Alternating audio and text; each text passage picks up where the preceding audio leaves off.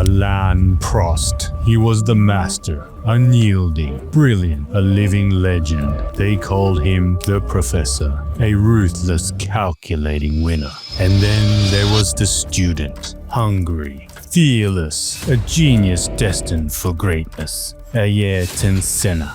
Together they electrified the circuit, shattering records, defying limits, until ambition lit the spark that ignited the fiercest rivalry Motorsport had ever witnessed. Wait, this is a bit serious, isn't it? Gloves off, engines roaring, mano a mano. A clash of titans that drew millions to their knees, hearts pounding with every turn. Every lap, their duel wasn't just a competition, but a storm of obsession, betrayal, and unyielding desire to win at all cost.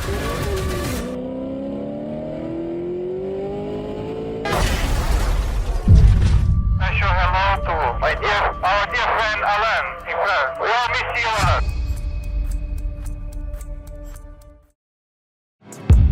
Oof, that was heavy. Don't worry, it's not all doom and gloom. Is it possible to be equal in the championship? No. Shit. Can only be one winner. It's 1988.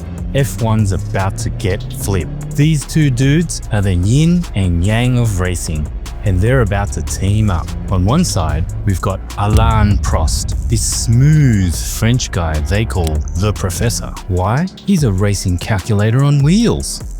He's the race day man, all about strategy and tire management, probably planning pit stops in his sleep. Then there's Ayrton Senna, this Brazilian hotshot who's faster than that fat kid when he hears that ice cream truck. No joke. This guy made his big break in '84 at Monaco, starting 13th and finishing 2nd in the rain. Who does that? Senna, that's who. Then McLaren's like, hey, let's put these two together. What could possibly go wrong? And at first, it's all good. Prost showing Senna the rope. Senna's soaking it up like a sponge in a bathtub. But here's where it gets interesting.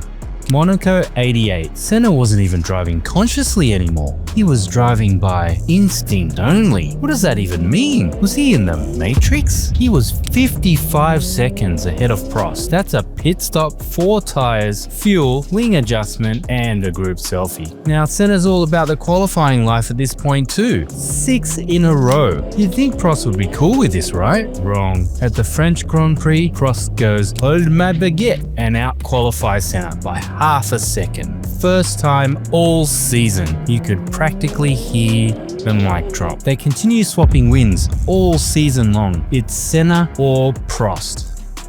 So now Prost is thinking, hold up, this isn't how it's supposed to go. He was the master teaching the student, but Senna's out there rewriting the whole damn textbook. They're speaking different languages, and I don't mean French and Portuguese. Prost's all smooth and calculating. Senna, he's pure emotion, man. He's driving with his heart, his soul, and probably a few other organs we don't even know about. The master and not so student got all teamed up. The ultimate. But spoiler alert, things are about to get a whole lot crazier.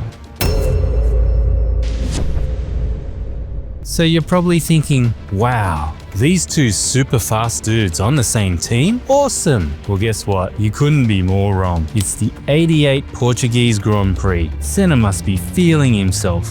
He pulls this crazy move on Prost, squeezing him on the pit wall to pass. Prost obviously isn't too happy about this. He's all, dude, you almost turned me into a McLaren pancake. I mean, can you blame him? 1 second he's racing, the next he's nearly becoming a very expensive, very French crepe. But Senna? Oh man, Senna's not even sorry. He's all, sorry not sorry bro, I'm here to win. Talk about cold, right? From that moment on, things change. The whole paddock starts buzzing. The media's Christmas came early. You're either on Team Senna or Team Prost. And let me tell you, the drama was real. Senna's not helping at all, flexing with his aggressive style, stalling at the start of the '88 Japanese Grand Prix, giving his title rival in Prost a 13th place head start, only to clinch the world title by winning. Brrr. So Senna and Prost was well and truly born. The magic versus the Professor. And the best part? This fireworks show only just got lit. It's 89, and Senna and Prost are still teammates at McLaren. But let's be real, calling them mates is a bit of a stretch. At the San Marino Grand Prix, Prost gets this Stephen Hawking idea of making a deal with Senna. After all the drama, doesn't matter. So Prost is like, whoever leads into the first turn at the start gets to win the race. No contest, no fuss. Simple, right? Wrong. See, what Prost didn't count on was Gerhard Berger deciding to have a barbecue with his Ferrari. The race gets red flagged faster than you can say crispy Austrian, and suddenly we've got a restart on our hands. Prost gets a better start on the restart and overtakes Senna, but Senna's not having it. He's thinking, hold up buddy, I already beat you into the first corner on the original start. This restart doesn't count. Senna waits for his moment, then bam, he overtakes Prost later that lap. I swear you could practically see the steam coming out of Prost's helmet. After the race, it turned into the biggest he said in F1 history. Senna's all, I felt I had already beaten him into the first corner, while Prost's probably ranting in French about broken promises and the sanctity of gentlemen's agreements. The McLaren team, they're caught in the middle of this mess, probably wishing they could send both drivers to their rooms without dinner. It's like watching your parents argue, but instead of fighting over who forgot to buy the milk, they're fighting over who gets to drive the fastest car in the world at 200 miles an hour. This whole fiasco just cranked up the tension between these two to 11. It's not just about the racing anymore, it's personal. Every race, every qualifying session, every pit stop becomes a battle. Who's faster? Who's smarter? Who's got the bigger, ego? But you know what? This is F1, baby. It's not just about the cars, it's about the drama, the personalities, the crazy rivalries. Senna and Prost? This was the drama of the 80s, second only to the Golden Girls, and man, is there more to come. It's 1989, we're in Japan, and the F1 Championship is hanging by a thread. Prost's in the lead, but Senna? Man, he's coming in hotter than my laptop after a 10-hour gaming session. So here's the deal. Senna needs to win the race to keep his championship dreams alive. Prost, with his points lead, he's on cruise control, probably thinking about what champagne he's gonna pop when he wins the title. But Senna ain't playing that game. He sees a gap and goes for it. I swear, this gap was smaller than my chances of ever driving in F1. Boom! They come together and veer down the escape road. Prost gets out of his car, walking away thinking, well that's that. Championship's mine, baby. Senna's race is over, but Senna's not done. Too soon, Junior. He gets his car restarted with a little help from the marshals. Senna drives through the escape road, rejoins the race, and wins it. The madman actually did it. But the champagnes barely pop before the FIA, F1's governing body, steps in. They slap him with a disqualification faster than you can say controversial decision. Why? Well, apparently, Senna broke the rules by getting that push start and using the escape road the wrong way. The FIA is not having it, and the championship goes to Prost. Now, cue the conspiracy theories. Was it fair? Was Senna robbed? Did Prost have some kind of French higher-up friend working for him? Cough. Balestre, the French FIA president at the time. Some folks are saying the FIA had it out for Senna with his win-at-all-cost antics. Others are defending the rules like they're the holy grail of racing. It's high-octane chaos. This was a crash heard round the world. And for Senna, there was no way he was taking this lying down.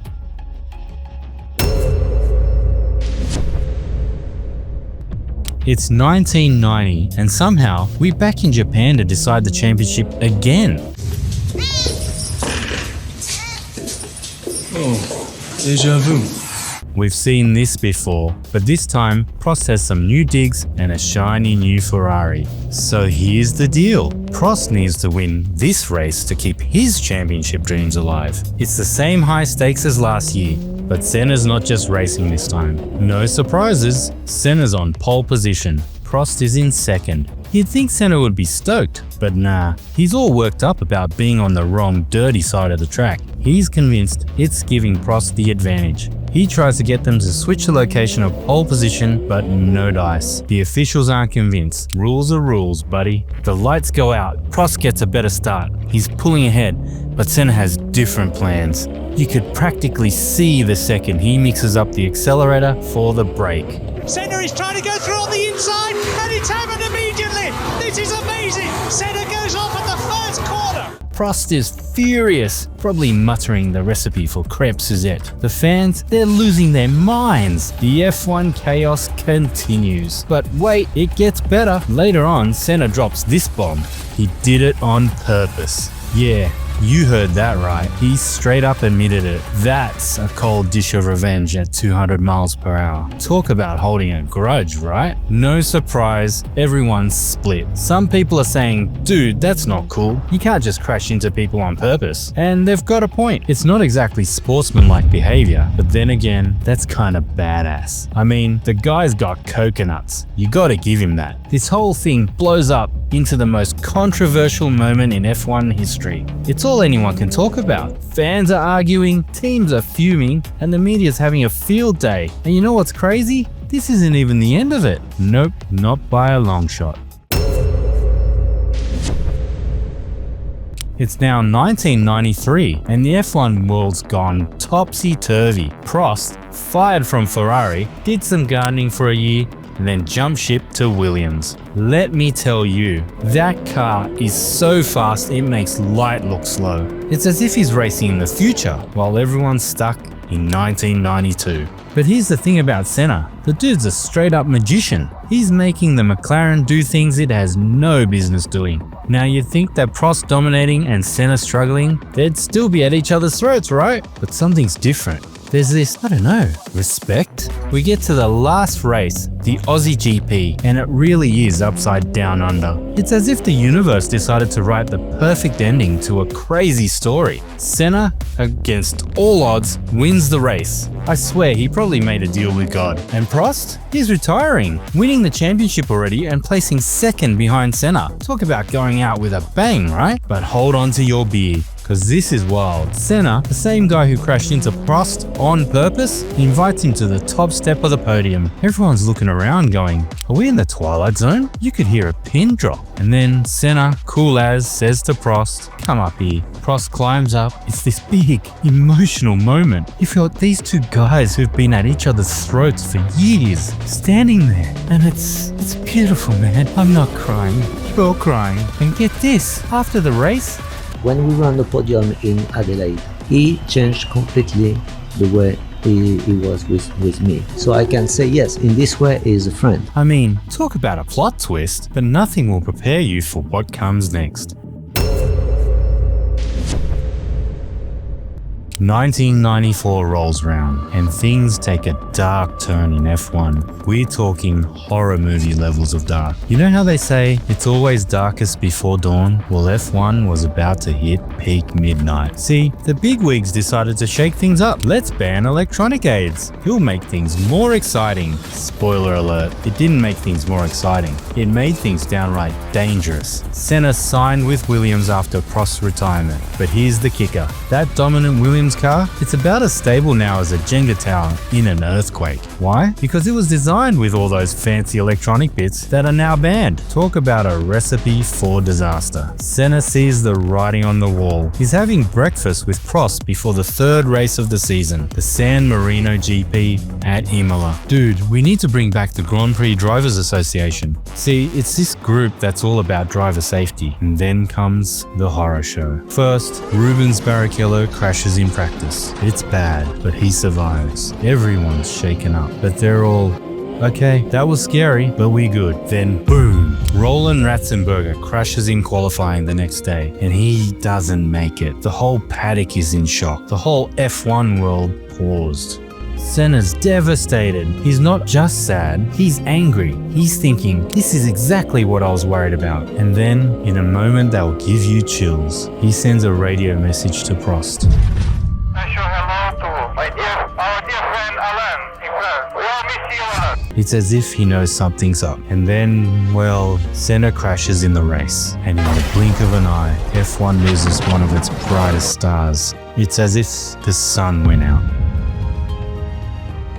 But here's where the story takes a turn. Prost, the guy who used to be Senna's biggest rival, he steps up big time. Prost is now channeling all that competitive energy they used on the track into making F1 safer. He's working with the Grand Prix Drivers Association, pushing for changes left and right. Prost's out there saying we need to make sure the cars are safe and the circuits are safe. We cannot afford to lose another driver.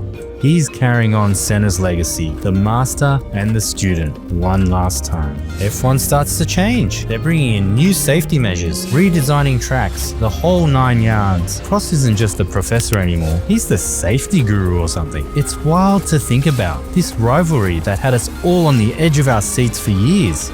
It ended up changing F1 forever, and not in the way that anyone expected. 1994 was dark, really dark, but it was also the beginning of something important, something that probably saved a lot of lives. And it all started with two guys who used to be rivals, coming together when it really mattered. You know how people always say, this is the next Senna-Prost whenever two drivers start beefing? That's because these dudes set the bar so high, everyone else is just trying to reach it. These guys changed how we see racing, how we do racing. It's all different because of them. There's a chicane at Tamburello Corner now where Senna tragically lost his life. And those Hans devices that keep drivers' heads stable, that's all part of Senna and Prost's legacy, believe it or not. And get this, their impact is still felt today. You've got current F1 champs like Lewis Hamilton talking about how Senna and Prost were inspirations for them. But it's not just the drivers who feel it, the fans went nuts for these guys. Did you know that during their rivalry, the global audience for F1 doubled? Yeah, doubled. Millions of people tuned in to watch these two duke it out. And man, their story has everything. Drama? Check. Action? Double check. Redemption? You bet. The best part? It's all real. No script, no special effects, just pure crazy F1 madness. Some say F1 is just cars going in circles. Next time someone tells you that, hit them with the Senna-Prost story. These guys changed the sport in ways that are still saving lives today. Every time a driver walks away from a crazy crash, that's part of Senna and Prost's legacy. They made the sport safer, but they also made it more exciting. It's like they found the perfect balance between holy crap, that's dangerous, and holy crap, that's awesome. Senna and Prost aren't just legends, they're the benchmark for everything that's happened in F1 since. Their rivalry is the measuring stick for all other rivalries. Their story is the one that everyone wants to live up to. And their impact? It's still being felt every time those engines rev up and the lights go out. That's a legacy.